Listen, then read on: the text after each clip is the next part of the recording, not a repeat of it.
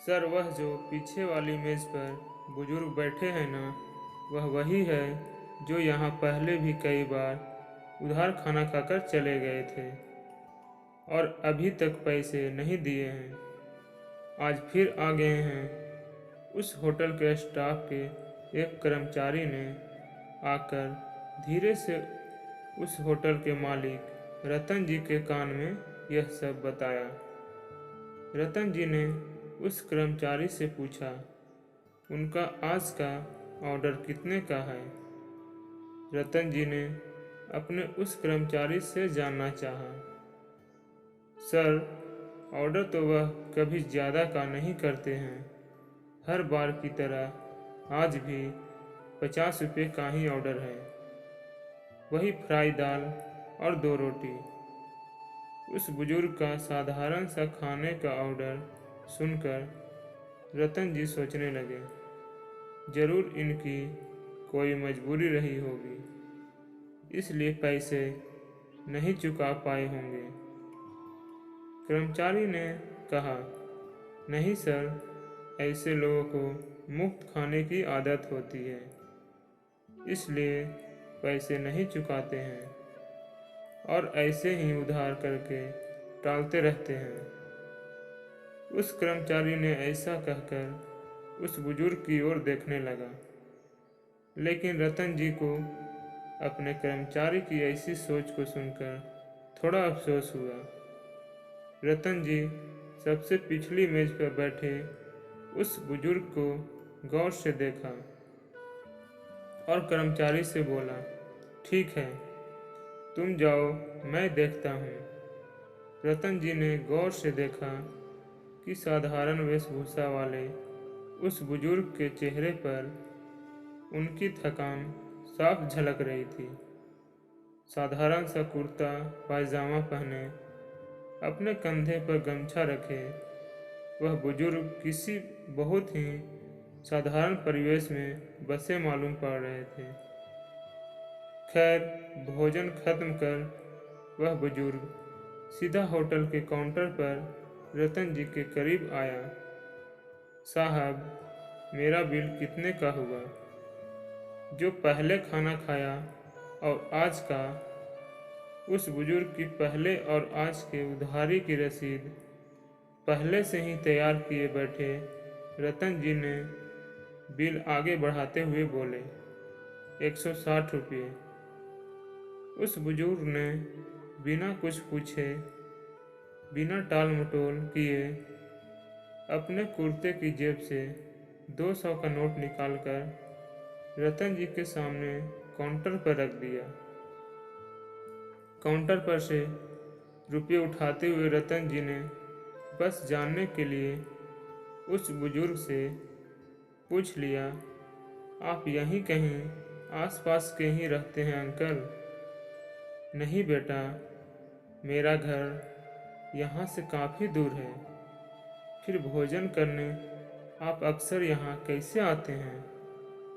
मैं यहाँ एक दुकान में मुंशी का काम करता हूँ और जिस दिन भोजन करने दोपहर में अपने घर नहीं जा पाता या जिस दिन टिफिन नहीं ला पाता, तो मैं यहाँ आपके होटल में आ जाता हूँ। हर रोज़ जेब में पैसे नहीं होते, इसलिए उधार लगा जाता हूँ।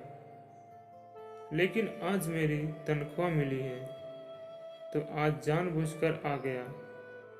सोचा खाना भी खा लूँ और पहले का उधार भी चुका दूँ।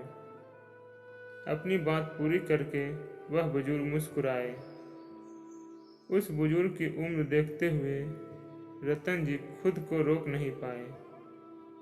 एक और सवाल पूछ बैठे, घर में आपके बच्चे तो होंगे ना?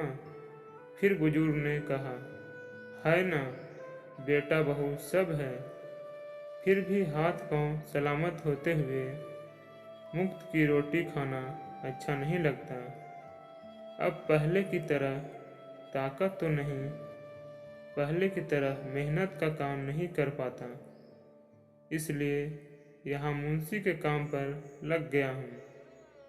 बुजुर्ग की ईमानदारी और कर्म भाव से प्रभावित होकर रतन जी का मन हुआ कि खाने के वह पैसे उस बुजुर्ग को वापस कर दें, लेकिन कहीं बुजुर्ग के आत्मसम्मान को ठेस न पहुँचे। यह सोचकर रतन जी ने 160 रुपया काट कर उस बुजुर्ग को 40 रुपये वापस कर दिए। उस बुजुर्ग ने होटल में इधर उधर नजरें दौड़ाते हुए वह 40 रुपये यह कहकर लेने से इनकार कर दिए कि यह 40 रुपये उस कर्मचारी को टिप्स के तौर पर दे दीजिएगा, जिसने मुझे हर बार स्नेह के साथ भोजन परोसा है। वह बुजुर्ग वहाँ से चलने को हुए, लेकिन अपने कर्मचारी को उस बुजुर्ग के प्रति नज़रिया और उस बुजुर्ग का उस कर्मचारी द्वारा परोसे गए भोजन के प्रति प्यार और सम्मान देख रतन जी 40 रुपये का नोट अपने हाथ में थामे निःशब्द हो गए। उनके पास कहने का कुछ नहीं था। पैसे अमीरी गरीबी नहीं, बल्कि लोगों के प्रति आपका नज़रिया, आपकी सोच क्या है, वह हमें अच्छा या बुरा, छोटा या बड़ा बनाता है।